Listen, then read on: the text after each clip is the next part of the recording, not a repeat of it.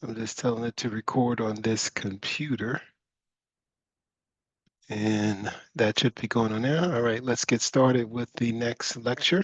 Hi, everyone. My name is Professor Globe. And now we're going to be going over some additional cybersecurity topics. You get the, oops, wrong one. Sorry about that. WebEx screen is just a little confusing to me. I don't know why. It just looks that way.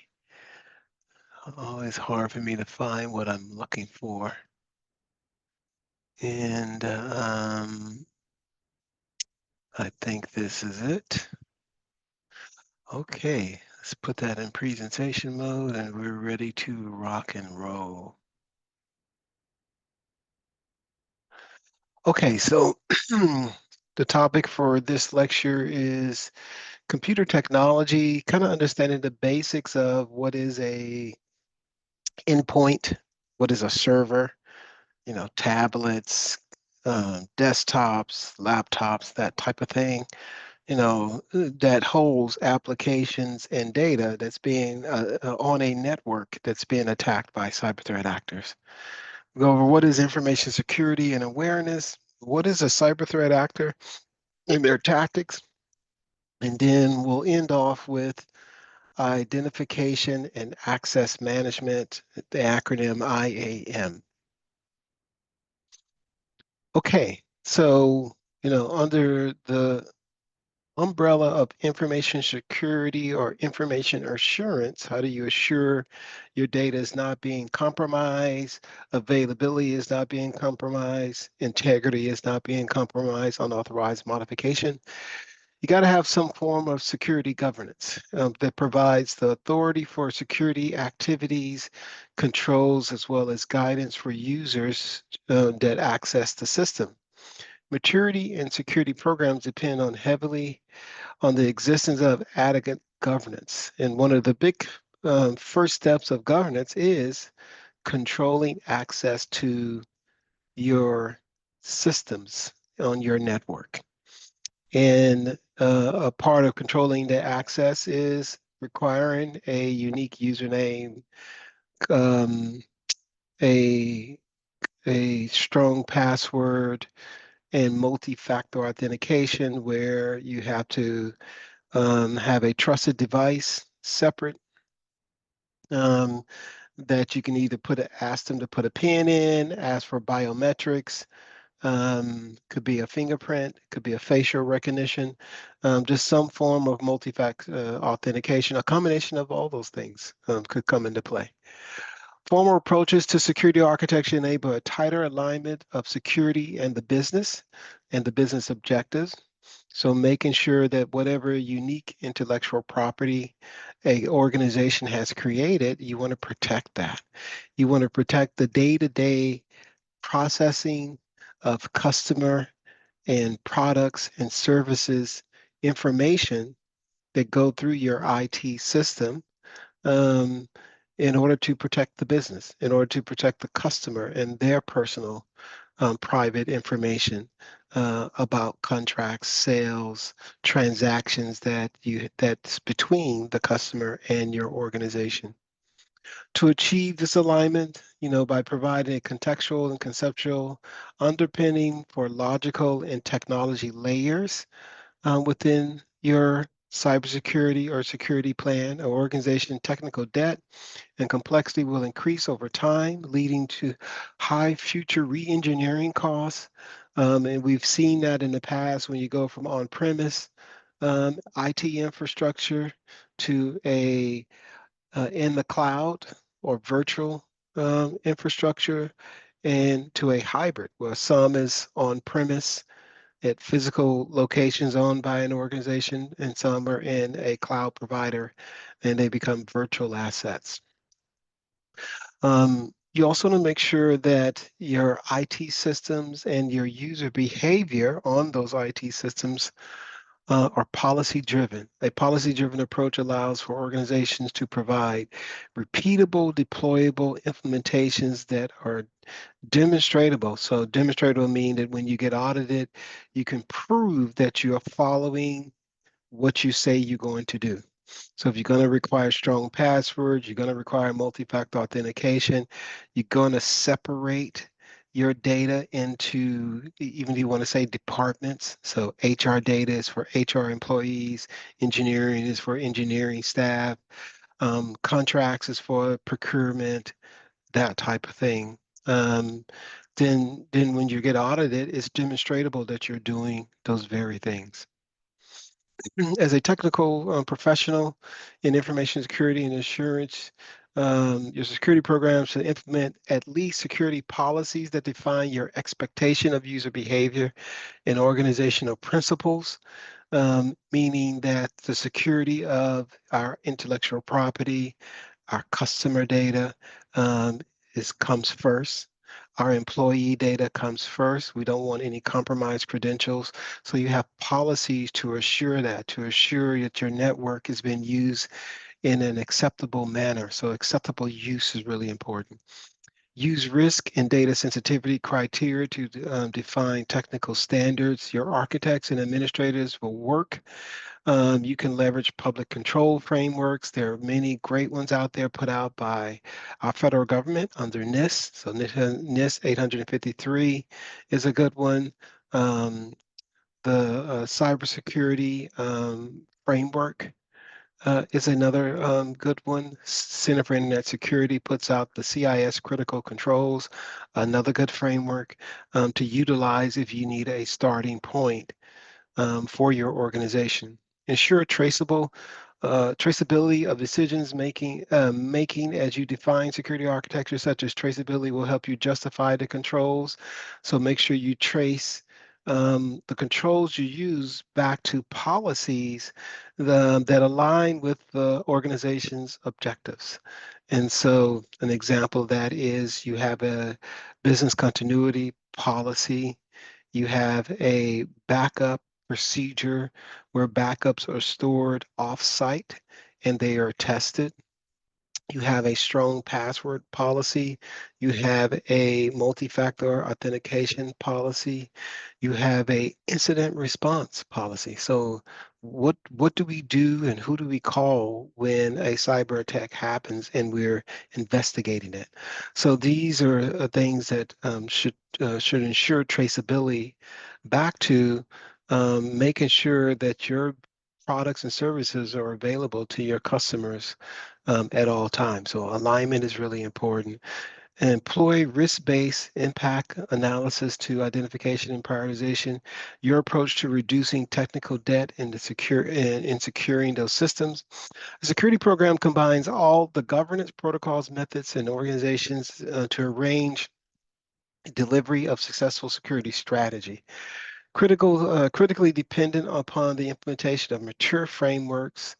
An architect reports, modifies, and security activities dependent on both internal and external factors. And that means that, if you deploy security architects, they work closely with the chief technology officer, chief information officer, and engineering departments to make sure that the appropriate controls are in place. That includes access controls, integrity controls, modification, who can modify when and what. Processing controls are in place, and you defend your perimeter and you monitoring your hosts. All of your hosts being all of your endpoints to include desktop, laptops, specialty desktops, specialty servers, specialty laptops, specialty tablets, um, mobile devices, servers, etc. Whether they are virtual or on premise, it doesn't matter. But that's what a security architecture will help to make sure that the appropriate policies are in place. The ability to operate in certain industries with some customers may depend on achieving a certain level of cyber maturity or quality control. Legislation about data protection, the laws and data protection are becoming stronger, especially in the age of AI and synthetic media. But industry regulations has been around for a while, especially in the financial industry, in the power and utility industry. You must protect your customer privacy and protect your intellectual property. Successful organizations with effective security programs regularly perform risk assessments, and for critical and high risk, they come up with mitigation strategies to resolve those risks in any high, mediums, and some highs, mediums, and lows. Mitigation plans and alternatives um, to those risks are created, and when resources become available, those risks are mitigated appropriately based on the business need and alignment to the mission and objectives. The ability to operate in certain industries with some customers may depend on achieving a certain level of quality or trust or maturity. Many different ways of saying that. Um, and there are some earlier concepts I talked about, like defense in depth, least privileges, being compliant with frameworks like the CIS critical controls or NIS 853, SOC 2. There's many other kind of governance or controls out there that can show that you have a level of maturity. You can prove it through documentation and being audited on a potentially annual basis is that form of maturity that I'm talking about here. Security governance provides the CISO the authority to perform what in a organization? What is the role of a CISO versus the CIO and the CTO? Does the security governance apply to the IT system controls only? Any special engineering assets, do they also are governed by the system controls and policies? What are some of the basic security policies needed in an organization? Do you stop at just a password policy? Do you need to have at a minimum a backup policy or business continuity policy or an incident response policy? Do you need to have a bring your own device policy? Do you need to have the concept of a guest network and how to access that? Should you have banners anytime a device connect to your network? These are the types of considerations you need to have in place, and you need to work with your CISO to get the appropriate level of governance, especially if you're in a regulated industry, incorporated into your day-to-day activities. So next topic is cyber threat actors. What is a cyber threat actor? What is a cyber attack? So a cyber attack is carried out by threat actors, also called cyber threat actors or CTA, or a cyber threat group. A cyber threat actor objective is to exploit vulnerabilities in operating systems, network configuration, where misconfiguration is still a top 5 reason why cyber threat actors successfully carry out cyber attacks, or a unknown or known weakness or lack of policies in a organization is what makes cyber threat actors so successful. Keep in mind, though, that threat actors can discover and or exploit vulnerabilities because they could be unknown, could be very new or just undocumented or unknown by the software or hardware provider. Not all threat actors exploit identified vulnerabilities. According to the FBI, they have different motives. So some of the types of cyber threat actors could be organized crime groups, primarily threatening financial service sectors, and they continually expand their scope. In the last couple of years, has been state and local governments, in particular county and city government agencies and school districts, state-sponsored, usually foreign governments interested in proliferating data, including intellectual property, research, development data from major manufacturers. So these are state-sponsored cyber threat actors. You have terrorist groups that want to impact countries by using the internet and other networks to disrupt and harm visibility of a society by damaging their critical infrastructure. We're seeing a lot of that in the last couple of years where cyber threat actors are trying to bring down utility, power, any type of public utility type of organization to disrupt the day-to-day of a city or a county or a whole state or multiple states in a country. And you have your lone actors or small groups that use hacking as a means to discover and exploit any discovered vulnerability that they can use to either sell to larger, more organized groups or state-sponsored groups. Cyber threat actors are often IT savvy when they're looking to steal, and they carry out, cyber crime, cyber espionage. It used to be in the early days, early being like early 2000s, late 1990s-ish. A lot of cyber actors just opportunistic.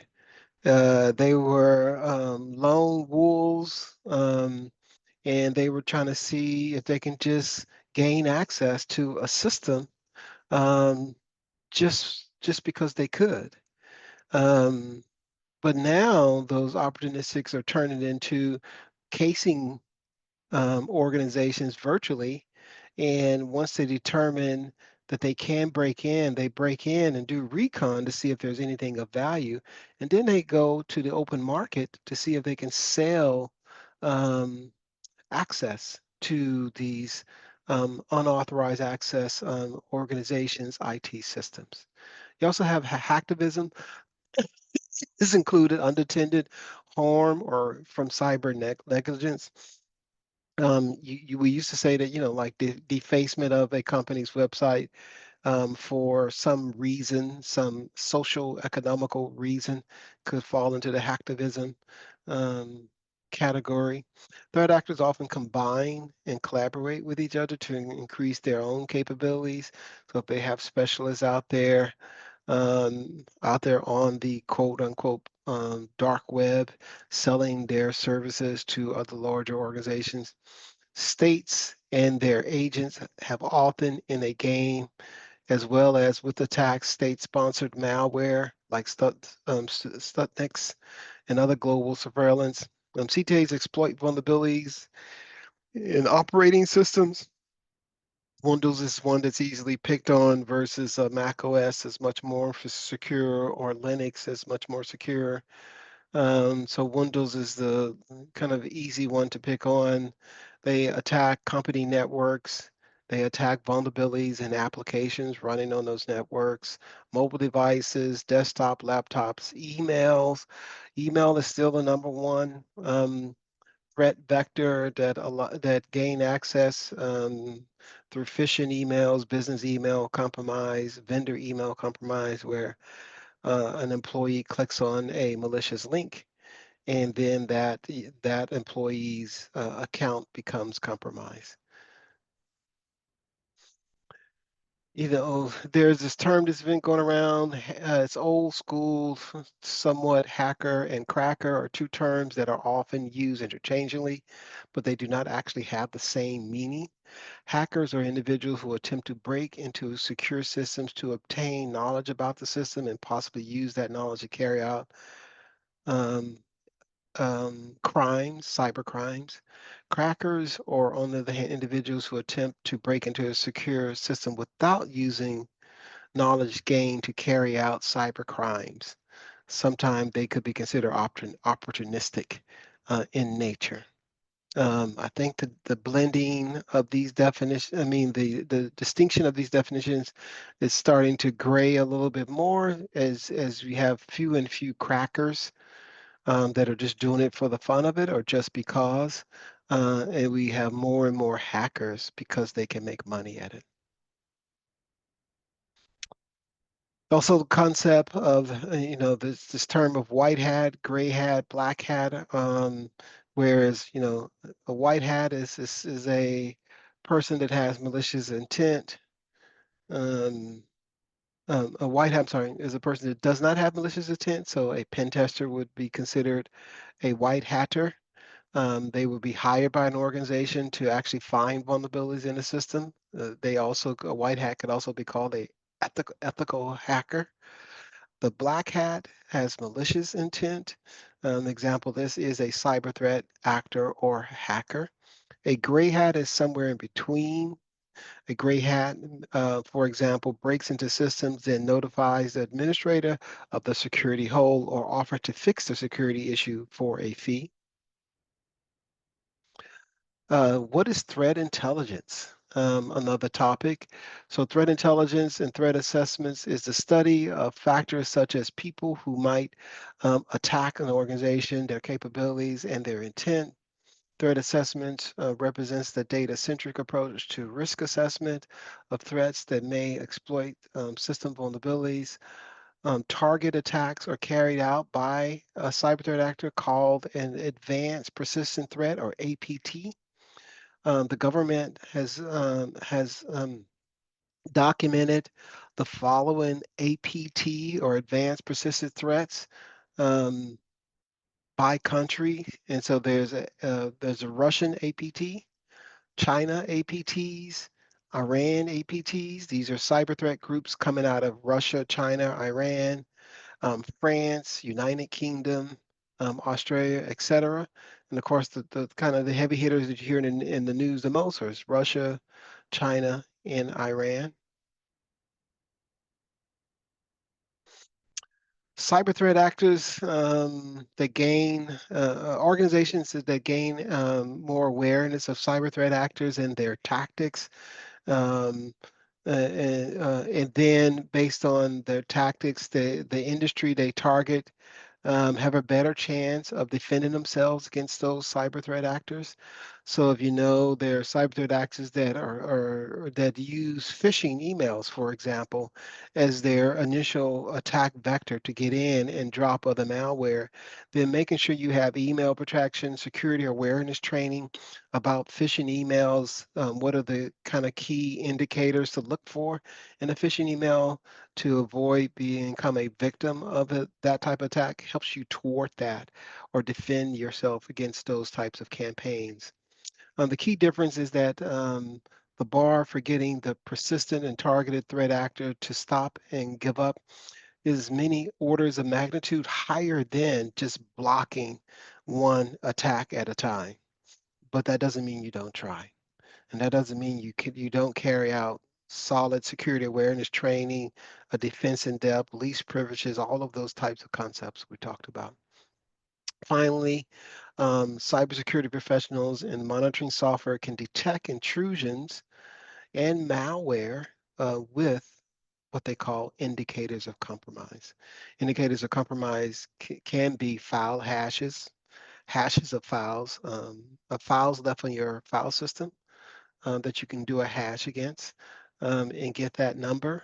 IP addresses, email addresses, domains of within emails or IP addresses, um, or that IP addresses map to. Or it's just malicious behavior. It's a sequence of steps where you open up an account on your system, all of a sudden opens up a PowerShell and the Windows operating system. They create a couple of folders. They started to download some large executable files. Those files start to execute themselves and create encryption. That sequence of tasks or commands could trigger an alert if that endpoint is being monitored, if that account is being monitored. So um, that activity is an indicator of a potential compromise. So what are tactics? What are cyber threat actor tactics?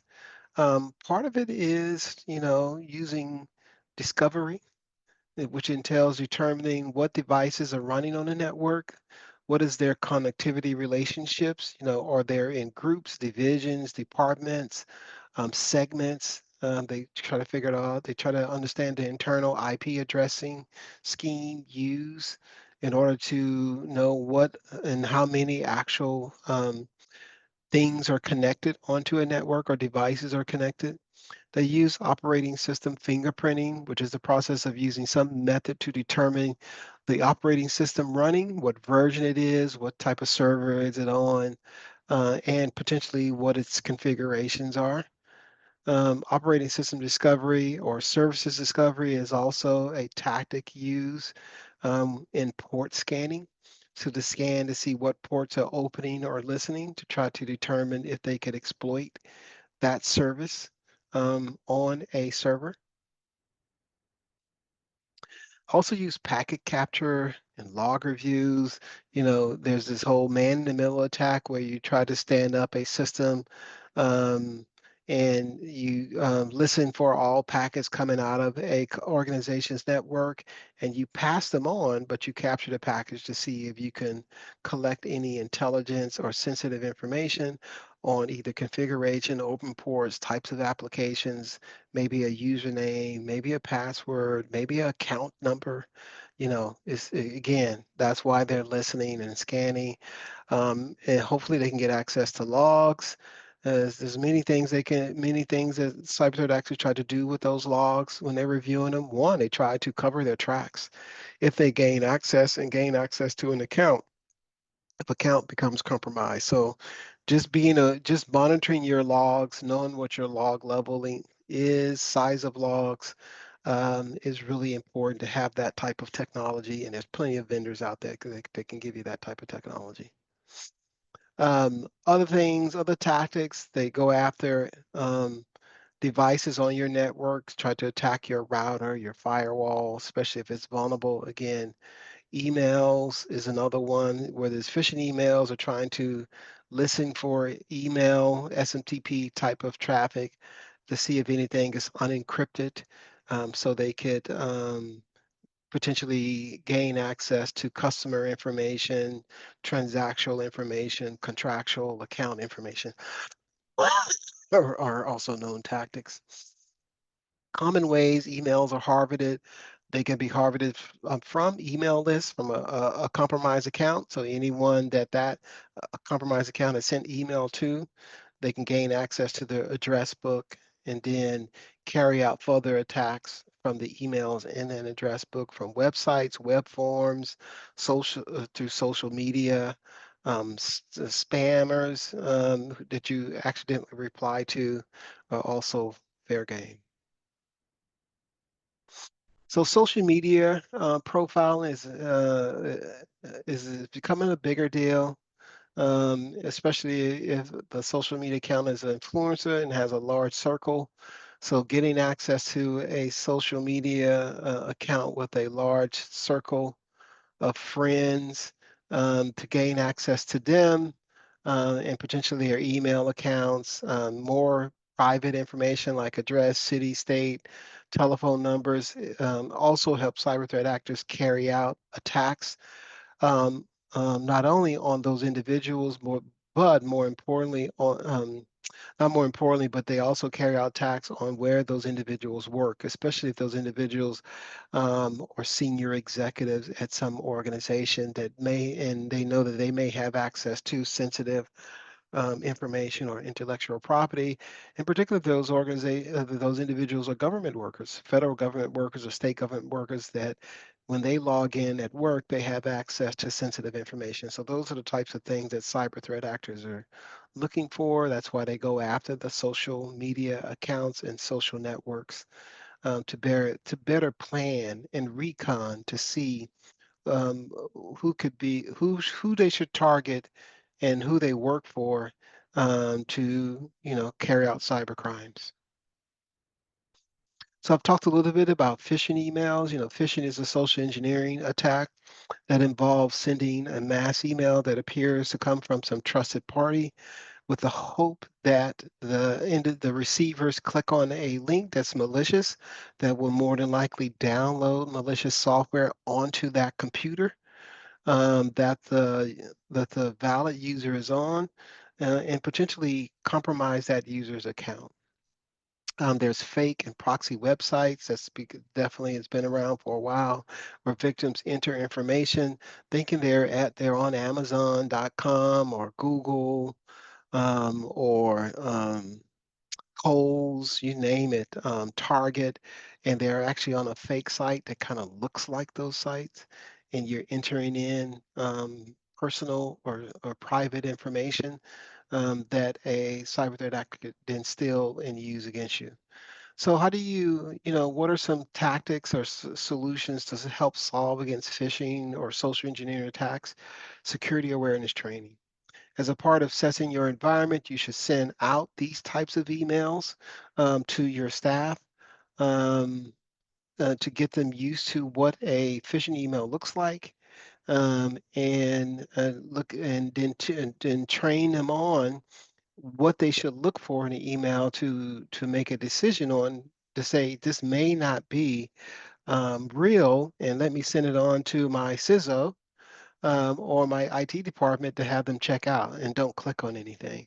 So security awareness training is really important. Other tactics, the MITRE attack framework is a framework that documents all known malware and cyber attack tactics and techniques used by cyber threat actors. The MITRE framework is really important because it helps you build defenses against those attacks. The good news is that most software vendors map or align to the MITRE attack framework, so that when you buy, for example, endpoint detection and response software, intrusion detection, antivirus software, they map to MITRE, which means that they have built in to detect these types of tactics and techniques to either block it or alert you when they see it.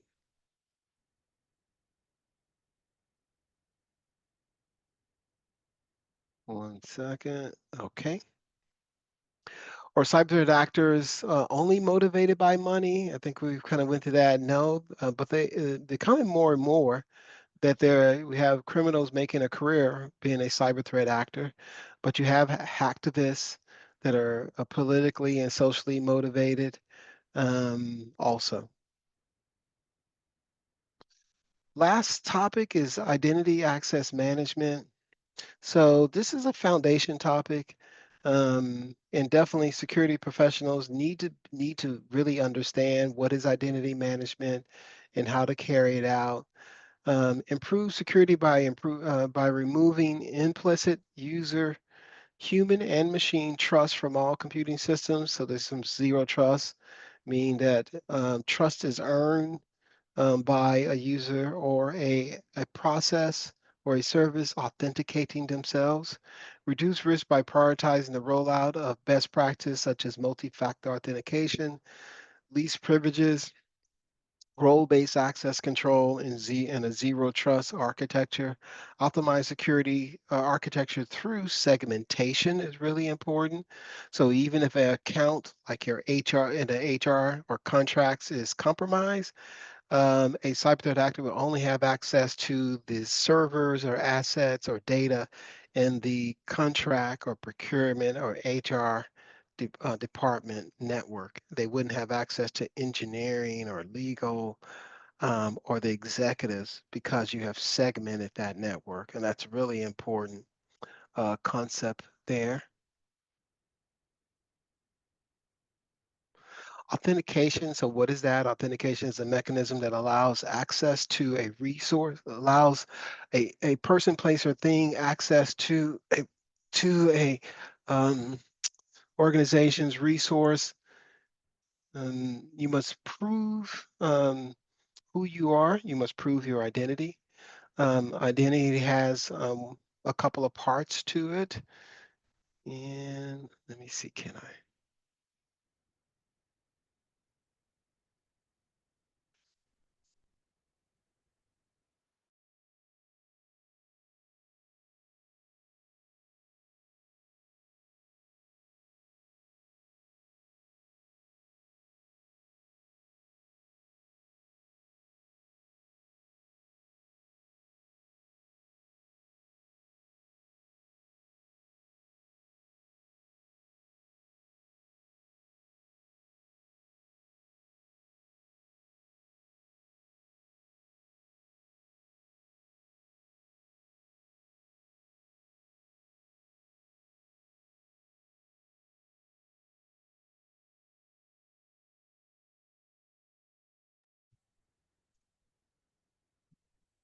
right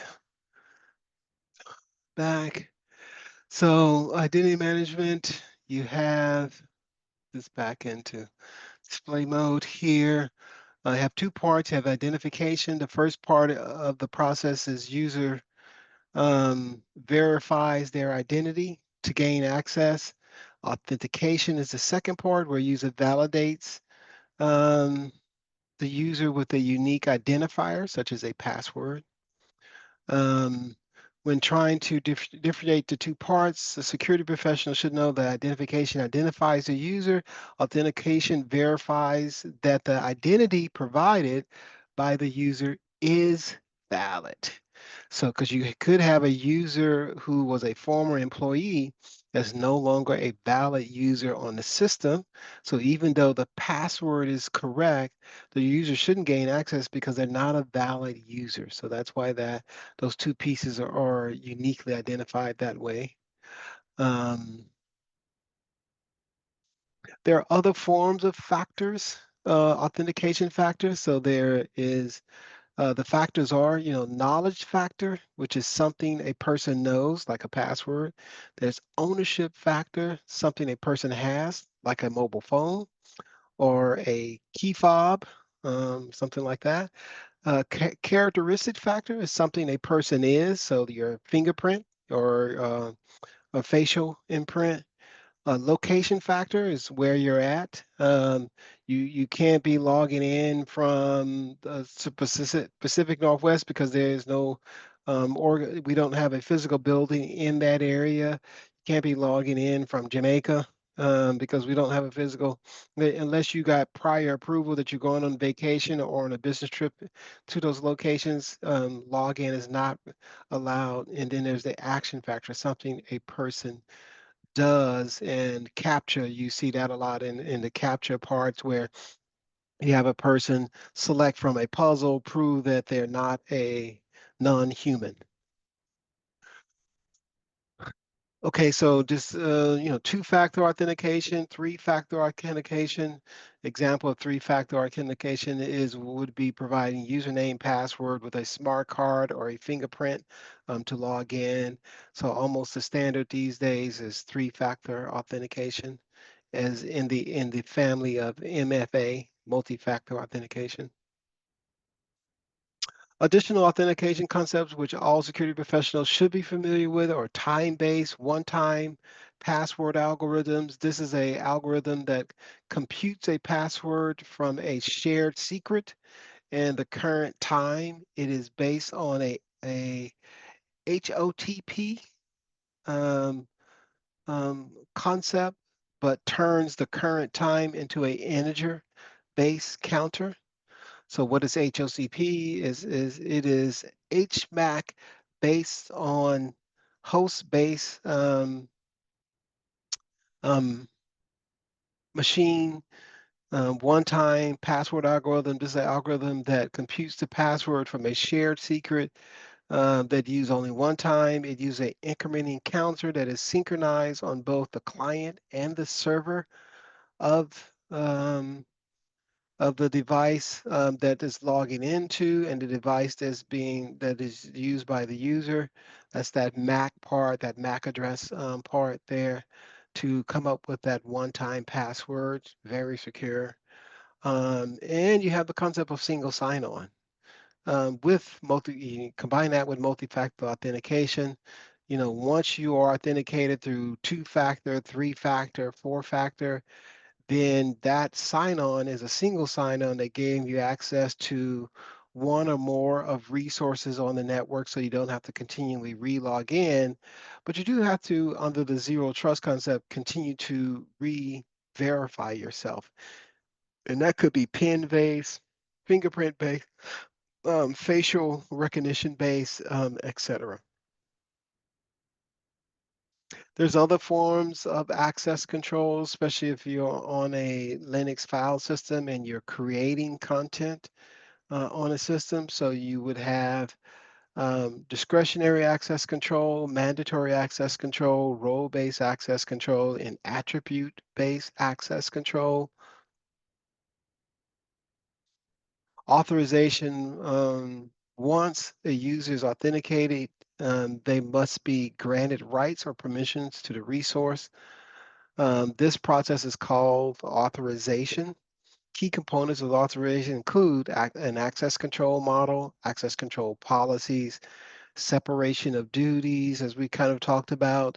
So you would have HR people, engineering duties, um, IT duties, cyber analyst duties, cyber intelligent analyst duties. All those require different types of access control models, access control policies, because the data and systems that they're accessing are different. There may be some common ones that they share, like the HR system to record their time, the general company website where you go get news and general information about what's going on in the organization. So there are some commonalities there, but there are unique access control requirements. Talked about the principle of least privileges, but when determining features and objects that you map to a role in the organization, such as a IT administrator or a HR person or a cyber analyst, the principle states that we should only allow the bare minimum access based on the subject's role, job function, and need to know to do their job. When determining what features and objects and files you allow, subjects and principles of least privilege should be followed in order to not provide them too much access or too much permission. In the case of when the account is compromised, that they don't have access to the entire system. Um, In the slide deck, you'll see definitions for discretionary access control, mandatory, RBAC, and ABAC, role-based, and attributes, so you can read those. The factors, also can be called type. So you can have authentication method of type 1, type 2, and type 3. Type 1 is something you know. Type 2 is something you have. Type 3 is something you are. Keep those in mind. I talked a little bit about this. CAPTCHA is another access control model. It's very popularly used. You can see from the slide deck. It stands for completely automated public Turing test to tell computers from humans apart. That's what CAPTCHA stands for. CAPTCHA is used to control access based on whether the party on the other end can pass a test, and it's trying to determine that you're not a non-human, that you visibly you're someone who can or on a computer and you're looking to see what the test is. Out of a couple of images, show me all the ones with a traffic light. I mean, click on all the ones that have a traffic light. And if you're a computer, you're not looking at the screen, because that would be right now impossible to do. Or type in what you see in the letters there. That's the CAPTCHA test, which is the Turing test to distinguish computers from humans. At least as it stands right now. We're in the early ages of AI, so that may change. We may have to get a little bit more sophisticated. Um, let's see. Access controls have four basic jobs, basically. They allow access, they deny access, or they limit access, or they revoke access. And there's a concept of an access control list, call it ACL. ACLs are used to control access to file systems, access to network segments or parts of the network or services on the network.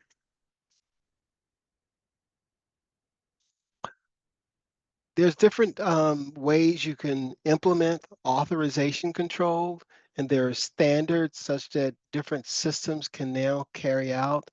Your authorization can basically travel with you, especially in a single sign-on type of scenario. The best example of this, and on the slide deck, I have some standards here, like SPML, OAuth, let's see, extensible access control markup language. These are examples, but the implementation of this is basically saying, like if A really trusted authentication system is Amazon, Google, and Yahoo. And so if you have those accounts and your account has been verified and you enabled multi-factor authentication, I guess you can add Facebook in there as another one. Then you can log into other systems with your Google account, your Facebook account, your Amazon account, your Yahoo account. So the way they do that and the way that authorization carries itself is through these standards like OAuth, um, XACM. Sorry, I can't say the word right now. But this is how your authorization carries itself with you. There's also this concept of attestations. Attestation is just a secure configuration. This concept of attestation is becoming more popular. And really the takeaway here is we want vendors out of the box to provide us a secure configuration. You tell us what settings we need to enable to secure your software or your hardware. Even if you don't ship it to us that way by default, you make it easy for us to enable that secure configuration or that instance or attestation of that configuration for that software. And that's it for this lecture. Went over computer technology. There's a couple of video links in the lecture slide. Please click on those to get some more detail on computer technology in today's IT systems and IT ecosystems. Even goes over some networking basics. We went over information security and assurance, cyber threat actors and their tactics, identification, and access management.